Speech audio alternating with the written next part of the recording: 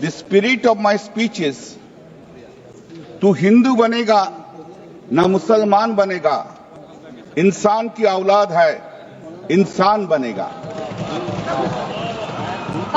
Madam, this present bill covers importantly two areas of the Waqf. One, manage religious affairs of Waqf board. One of the arena is to manage, control, supervision of the religious aspects of the Muslim. Two, providing power to the state government to decide the disputes in respect of the Waqf property, including land and building. Article 26 of the Constitution of India provides that, subject to public order, morality and health, every religious denominations or any section thereof shall have the right, A, to establish and maintain institution for religious and charitable purpose, B, to manage its own affairs in matter of religion, C, to own and acquire movable and immovable property, D, to administer such property in accordance to such law. Madam, the Waqf is an institution for religious and charitable purpose. The Muslim have constitutional right to manage its own affairs in the matter of religion because Waqf property belongs to Allah. They have also the right to administer such property. The purpose of the bill is a clear breach of the right of the Muslims to perform their religious duty, to manage their religious affairs, and therefore completely in violation of Article 26 of the Constitution of India. The bill hits basic structure of the Constitution.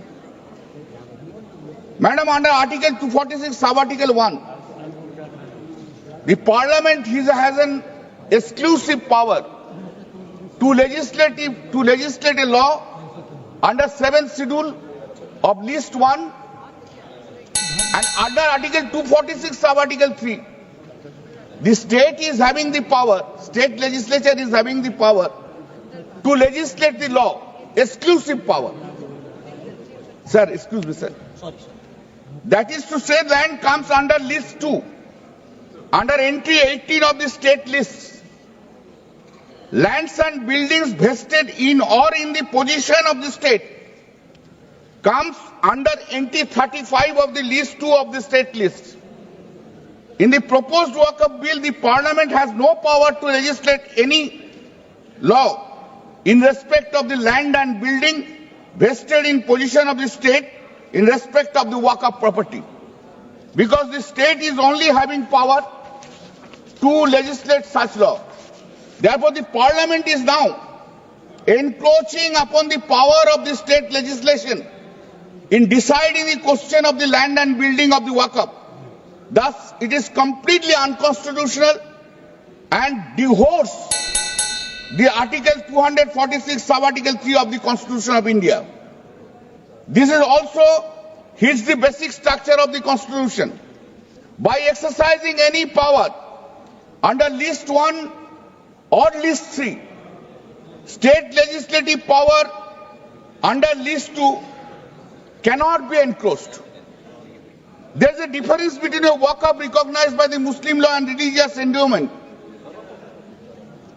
and recognized by Hindu law on the one hand and public charitable trust as contemplated by the English law on the other. हम सब भारत के बच्चे यहाँ बैठे हैं और यहाँ तकरार दो पक्षों के बीच इसको लेकर हो रहा है कि क्या भारत का एक पक्ष मुसलमानों के अधिकार को छीन लेगा, क्या भारत का एक पक्ष मुसलमानों को कहीं न कहीं डरा रहा है, क्या मुसलमान आज भारत में सिमट कर रह रहा है। सभापति महोदय, मैं आज सीना ठोक के कहना चाहता हूं कि पूरे विश्व में यदि मुसलमान सर्वाधिक सुरक्षित कहीं है तो उस देश का नाम भारतवर्ष है, हिंदुस्तान है। मैं एक छोटी सी कविता पढ़ना चाहता हूं गया प्रसाद शुक्ल स्नेही जी का। किसी को नहीं बनाया दास, किसी का किया नहीं उपहास, किसी का छीना नहीं निवास, किसी को दिया नहीं त्रास, वही हम है भारत संतान, वही हम है भारत संतान।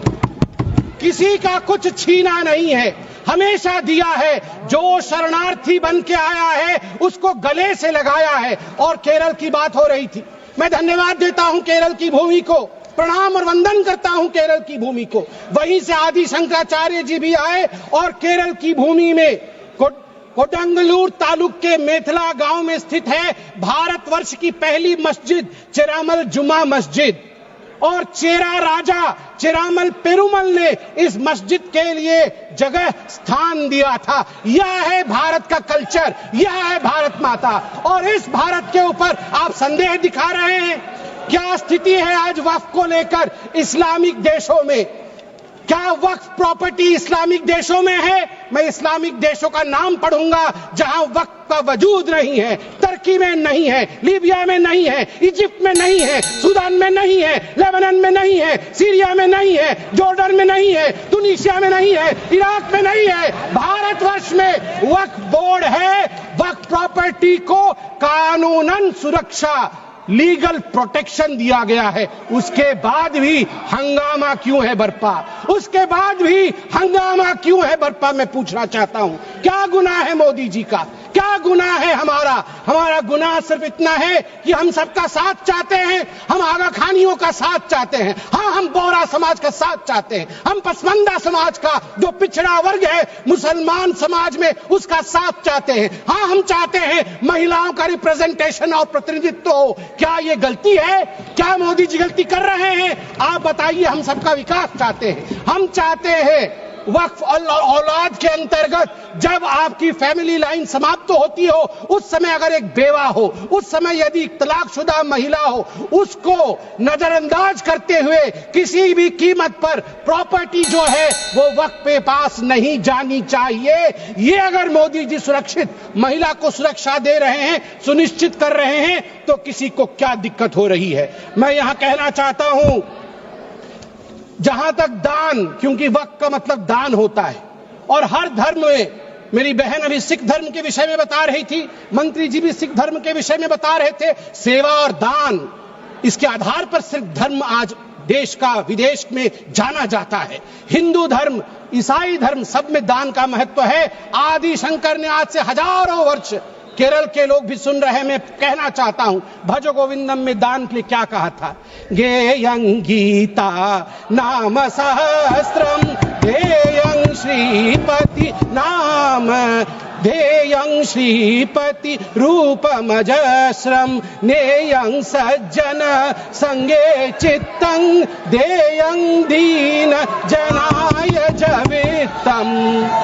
दीन जनों को, गरीबों को वित्त दान करो, ईश्वर मिलेंगे। भगवान का नाम लो, गीता का ध्यान करो, ईश्वर मिलेंगे। और वही इस्लाम में भी ज़कात, सदका और सदक़े जरिए के नाम से जिक्र किया गया है।